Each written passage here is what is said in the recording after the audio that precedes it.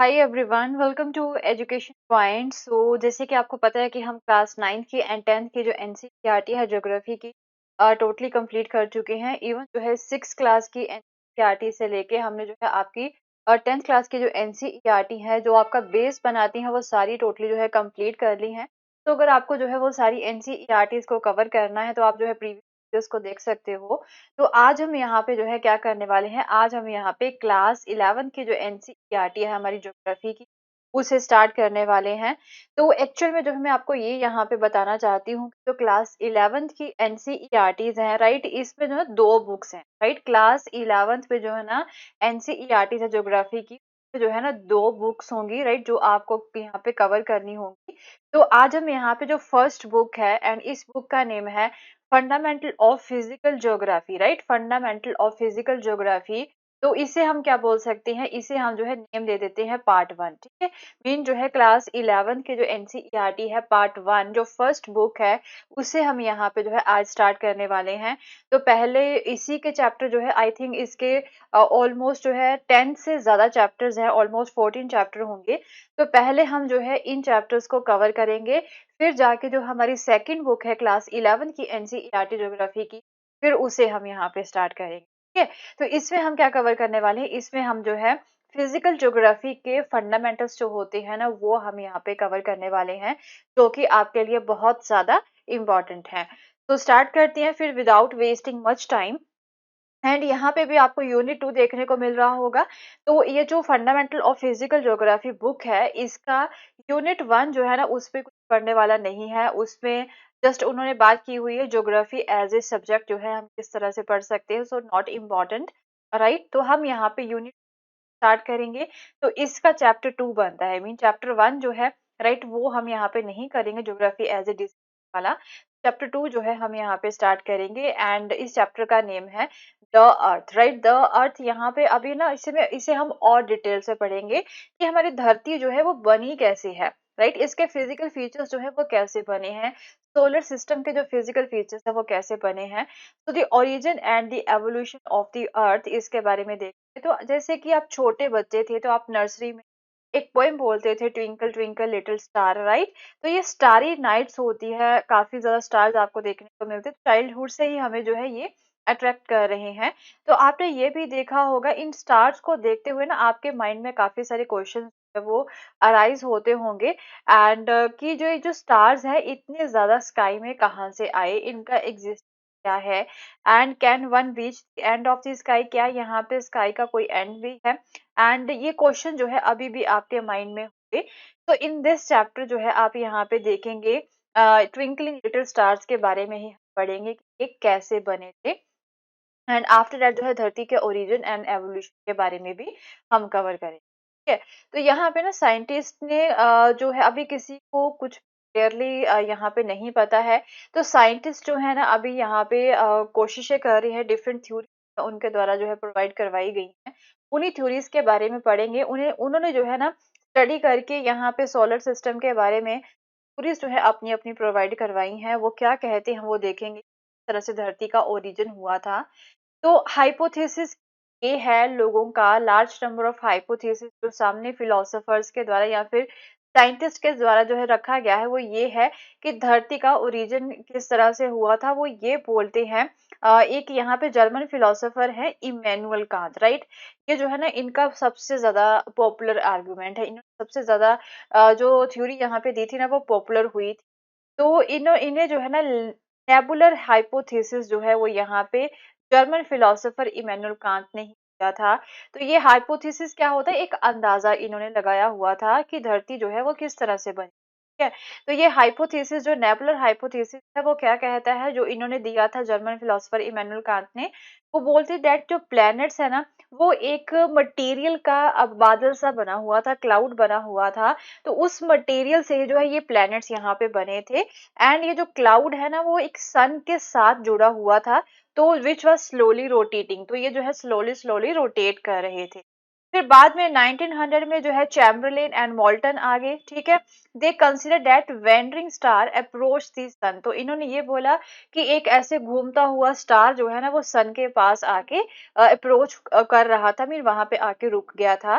तो as a result एक cigar की शेप की जो है मटेरियल यहाँ पे हमें एक्सपैंड होता हुआ फिर दिखा, एंड ये क्या था, which was separated from the solar surface, ठीक है। तो as a passing star moved away, तो फिर ये जो सन के पास ये मटेरियल जो आ रहा था, राइट, जो दूर से आ रहा था, राइट, ये सिगार की शेप का था, ठीक है। फिर जो है ये क्या था, तो ये धीरे धीरे जो है फिर यहाँ पे सन से भी जो है दूर जाना जो है स्टार्ट हो गया, मटेरियल जो यहाँ पे सन के आसपास था वो भी उससे भी थोड़ा सा सेपरेट हो गया था।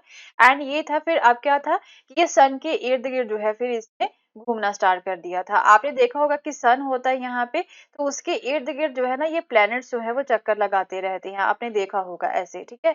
तो वो बोलते हैं कि ये जो मटेरियल है फिर धीरे धीरे ऐसे एक तरह से इनको हमने क्या बोल दिया था, प्लैनेट्स बोल दिया था, ये जो मटेरियल सन का चक्कर यहाँ पे लगा रहे थे। फिर जेम्स जीन है लेटर, फिर सर हैरोल्ड जेफरी आए थे, उन्होंने भी जो है इस आर्गुमेंट को सपोर्ट किया था। ओके, तो एट अ लेटर डेट फिर बाद में जो है कुछ और आर्गुमेंट्स नए आए, उन्होंने बोला था कि यहाँ पे जो प्लैनेट्स हैं या फिर जो सन है ये एक ही जो है कंपेनियन थे, को एग्जिस्ट करते थे, तो इसे बाइनरी थ्योरी बोला जाता है। फिर 1950 में ओटो शिमेडिड आगे रशिया के, एंड कार्ल विजाकर आगे जर्मनी के, उन्होंने फिर नेबुलर हाइपोथेसिस को जो है थोड़ा सा रिवाइज किया, ठीक है। सो उन्होंने बोला डैट कि जो सन जो था it was surrounded by a solar nebula, ठीक है। ये बोल रहे हैं कि यहाँ पे एक सन था, इसके इर्द गिर्द ना कुछ सोलर नेबुला था, ठीक है। ये जो नेबुला था ना, ये नेबुला किससे बना हुआ था, जो यहाँ पे सन के इर्द गिर्द घूम रहा था, ये ना कुछ गैसेस से बना हुआ था, जैसे कि हाइड्रोजन हो गई, ठीक है, ये पूछा भी जा सकता है आपकी आपसे, एंड हाइड्रोजन हो एंड हीलियम गैस होगी। तो इससे जो है ये नेबुला जो बना हुआ था ये सन का चक्कर लगा रहा था, एंड इसमें जो है ना प्लस यहाँ पे डस्ट भी इंक्लूड गैस के साथ, ठीक है। फिर आप क्या था, friction and collision of particles led to formation of a disc shape cloud, तो ये ऐसे घूमता जा रहा था, ये एक गैस का गोला था, डस्ट का गोला था। तो जब पार्टिकल्स जो थे ना इसमें जब फ्रिक्शन इसकी हो रही थी, एक दूसरे के साथ कोलाइड कर रहे थे, तो एक ना डिस्क की शेप का क्लाउड जो है वो यहाँ पे फॉर्म हो गया था। एंड फिर उसी से जो है उसी क्लाउड को हमने यहाँ पे प्लेनेट का नाम दे दिया था, जो कि सन का चक्कर लगाते हैं। Okay, so however scientists in later period took up the problems of origin of universe, तो बाद में फिर अभी जो लेटेस्ट नए साइंटिस्ट है ना उन्होंने पूरे यूनिवर्स की ओरिजिन प्रॉब्लम के ऊपर जो है डिस्कस करना स्टार्ट कर दिया था, rather than just the planets, right। तो जो प्रीवियस थे, जो इनिशियल साइंटिस्ट थे, तो उन्होंने तो प्लैनेट्स के बारे में ही जो है यहाँ पे अपनी थ्योरीज दी थी, अभी वाले पूरे यूनिवर्स के बारे में देखते हैं, ठीक है। तो मॉडर्न थ्योरीज क्या है, ये देखते हैं कि यूनिवर्स का ओरिजिन किस तरह से हुआ था। तो सबसे पॉपुलर आर्गुमेंट जो है regarding the origin of the universe वो है बिग बैंग थ्योरी। तो बिग बैंग थ्योरी का मतलब ये है कि अभी जो हमारा यूनिवर्स है ना वो एक्सपेंड हो रहा है। बिग बैंग थ्योरी में अभी जो है ये क्या बताया जाता है कि जो हमारा यूनिवर्स है ना, जो हमारा सौर मंडल है, ये अभी भी बड़ा हो रहा है, ये एक्सपेंड हो रहा है।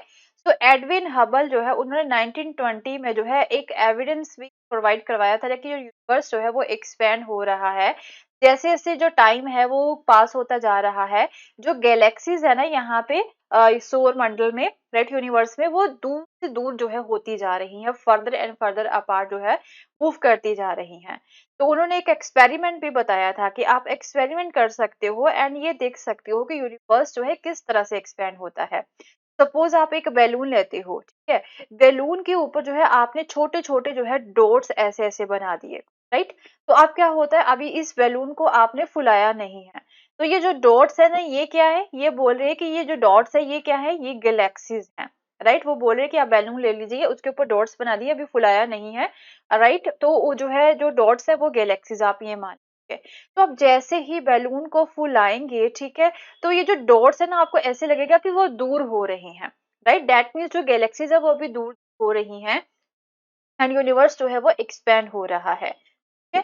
So similarly the distance between the galaxies is also found to be increasing, and thereby the universe is considered to be expanding. तो वो बोल रहे हैं कि जो यूनिवर्स है ना जिस तरह से बैलून फूला था वैसे एक्सपेंड हो रहा है, उसके एक्सपेंशन की वजह से जो गैलेक्सीज है ना वो अभी जो है एक दूसरे से दूर होती जा रही हैं, ठीक है। However, you will find that beside the increase in the distance, ठीक है, फिर डिस्टेंस तो बढ़ेगा between the points on the balloon, जो पॉइंट्स है ना यहाँ पे जो आपने बनाए थे ऐसे, ठीक है, वो भी एक्सपेंड हो रहे हैं। So this is not in accordance with the fact, right, but कुछ जो है इसको सपोर्ट नहीं करते हैं। एंड साइंटिस्ट बिलीव दैट दो the space between the galaxies is increasing, scientist ये ऐसा विश्वास करते हैं कि हाँ स्पेस में जो गैलेक्सीज के बीच में स्पेस है ना, राइट, वो बढ़ती जा रही है, डिस्टेंस जो है बढ़ता जा रहा है।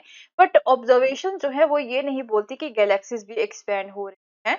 सो जो बैलून का एग्जांपल है वो पार्शियली करेक्ट हो सकता है, प्रॉपरली करेक्ट नहीं हो सकता है।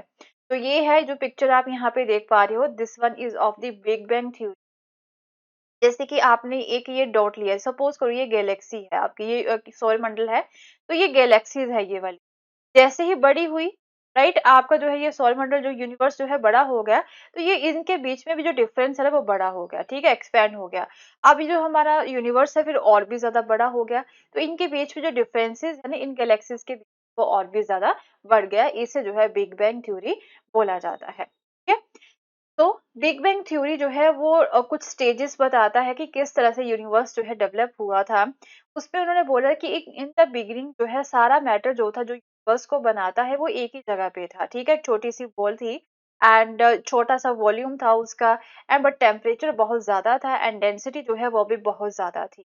तो अब क्या होता है कि एक समय ऐसा आता है कि छोटी सी बॉल जो है ना वो वायलेंटली एक्सप्लोड हो जाती है, जिसकी वजह से जो है ना यूनिवर्स का हमें एक्सपेंशन देखने को मिलता है, राइट। एंड ऐसा एक्सेप्ट किया गया है डैट कि जो बिग बैंग था ना ये इवेंट यहाँ पे ऑलमोस्ट 13.7 बिलियन ईयर्स पहले जो है हो चुका है। तो जो एक्सपेंशन है वो प्रेजेंट डे तक जो है अभी भी हो रहा है। So as it grew some energy was converted into matter, तो वो बोले कि जैसे जैसे जो है ये ग्रो हुआ था, बड़ा हो रहा है, तो कुछ एनर्जी जो है ना वो मैटर में कन्वर्ट होती जा रही है।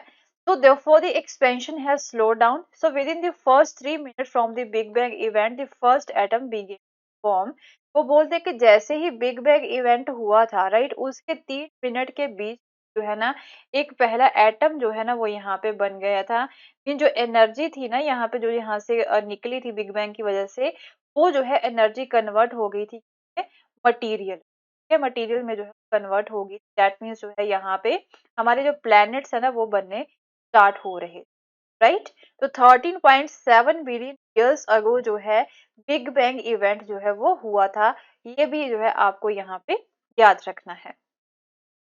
तो with in the 3 lakh years from the big bang, ठीक है, वो बोल रही है कि lakh years from the big bang जो है टेम्परेचर जो है फिर थोड़ा सा कम हो गया था, 4500 केल्विन हो गया था, जिसकी वजह से एटॉमिक मैटर जो है वो बन गए थे, तो यूनिवर्स जो है वो ट्रांसपेरेंट हो गया, राइट।